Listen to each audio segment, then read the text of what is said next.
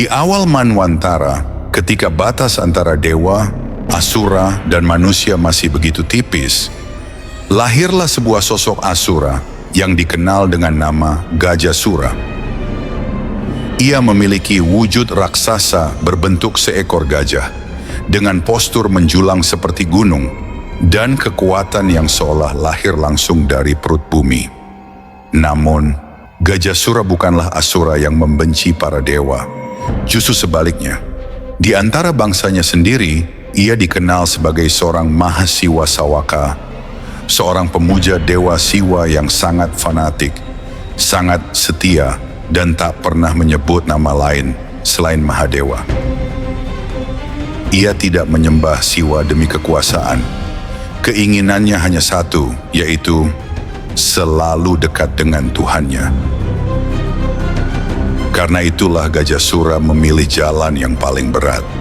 Ia melakukan tapa brata dalam waktu yang begitu lama, hingga waktu sendiri seakan kehilangan maknanya. Pikirannya hanya terus tertuju pada satu nama.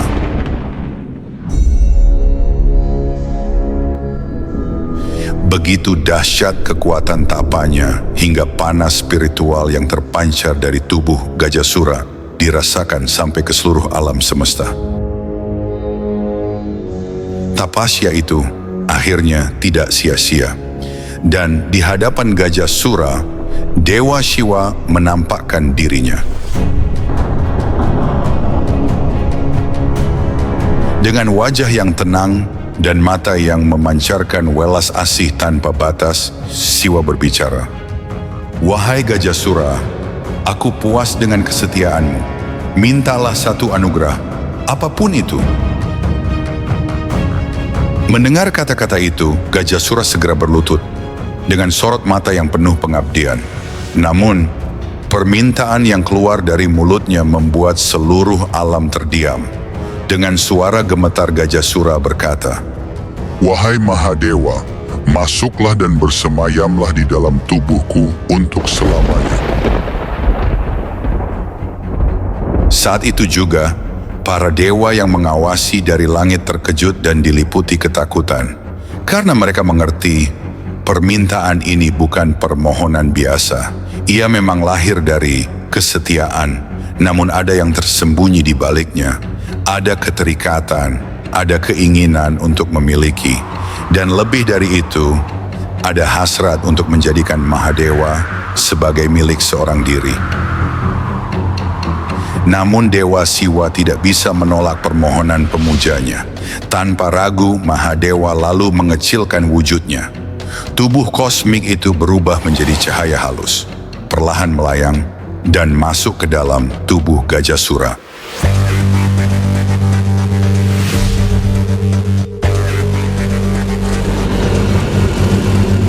Sejak saat itu, tidak hanya tubuh Gajasura yang berubah, tetapi juga takdir alam semesta. Keheningan semesta seketika berubah menjadi kegelisahan. Ketika Dewa Siwa menghilang ke dalam tubuh seorang asura, keseimbangan yang selama ini dijaga oleh Sang Mahadewa langsung goyah.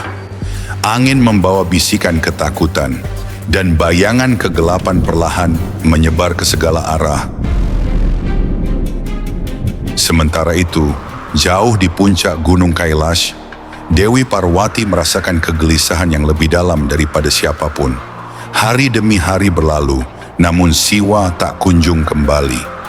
Tidak ada lagi suara Damaru, tidak ada getaran Tandawa, hanya keheningan yang membuat hati sang Dewi semakin gelisah. Parwati memejamkan mata. Ia merasakan alam yang tidak lagi bernapas dengan wajar. Dan saat itu, ia sadar suaminya dalam bahaya. Tanpa menunda waktu, Dewi Parwati pun melangkah meninggalkan Kailash. Ia menemui Dewa Wisnu. Dengan suara yang tertahan oleh kecemasan, Parwati menyampaikan kegelisahan dan kegundahan hatinya sebagai seorang istri. Mendengar kegelisahan Dewi Parwati, Dewa Wisnu memahami satu hal yang sangat penting. Kekuatan tidak selalu bisa dihadapi dengan kekuatan. Ada saatnya keseimbangan hanya bisa dipulihkan melalui kecerdikan. Maka Wisnu pun menyusun sebuah rencana. Nandi bersama Behutagana dan para pengikut setia Mahadewa, mereka diubah wujudnya. Mereka menjelma menjadi rombongan penari dan pemain musik. Sedangkan Dewa Wisnu sendiri, ia menyamar sebagai pemain seruling yang sangat tampan, dengan wajah yang menenangkan dan senyum yang memikat. Rombongan itu pun melangkah menuju istana Gajasura. Begitu mereka tiba, musik mulai dimainkan, tarian mulai bergerak, dan seketika suasana istana berubah. Nada-nada itu memukau siapapun yang mendengarnya. Gerakan tarian itu menghipnotis siapapun yang melihatnya. Bahkan makhluk sekuat Gajasura tidak mampu memalingkan pandangan. Alunan seruling itu mencapai hati Gajasura. Ia merasakan kepuasan yang sulit dijelaskan, dan tanpa ia sadari, egonya perlahan luluh. Ketika pertunjukan usai dengan wajah yang masih dipenuhi kekaguman, Gajasura pun berkata, "Mintalah hadiah apapun, apa saja, aku bersumpah akan mengabulkannya." Saat itulah pemain seruling yang berdiri di hadapannya melangkah maju. Dengan suara yang lembut, ia berkata, "Bebaskanlah Mahadewa, keluarkan siwa dari dalam tubuhmu." Kata-kata itu menghantam kesadaran Gajasura. Dan pada saat itulah, tirai ilusi tersingkap. Gajasura melihat lebih dalam. Ia menyadari bahwa sosok di hadapannya bukan pemain seruling biasa. Ia pun tersungkur, karena kini ia tahu yang berdiri di depannya adalah Dewa Wisnu sendiri. Pada momen itu, sebuah pencerahan muncul di dalam dirinya. Gajasura terdiam. Dengan kesadaran penuh, Gajasura pun mengangguk. Ia tahu saat Mahadewa keluar dari tubuhnya, wadah itu tidak akan mampu bertahan. Namun sebelum saat itu tiba, ia menyampaikan permintaan terakhir. Dengan suara tenang tanpa penyesalan, ia berkata, "Wahai Mahadewa, jika tubuh ini harus hancur, izinkanlah kulitnya menjadi busanamu."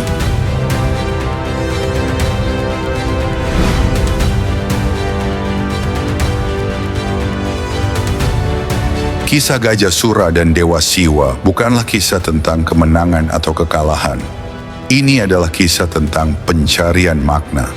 Gajasura begitu setia karena ia telah melihat sesuatu yang jarang disadari oleh makhluk kuat sekalipun. Ia tahu bahwa kekuatan duniawi tidak kekal, bahwa tubuh, kuasa, dan keabadian semua pasti akan runtuh oleh waktu. Dan di hadapan semua itu, ia melihat Dewa Siwa sebagai Mahayogi yang telah melepaskan segalanya, namun justru memiliki kekuatan tertinggi.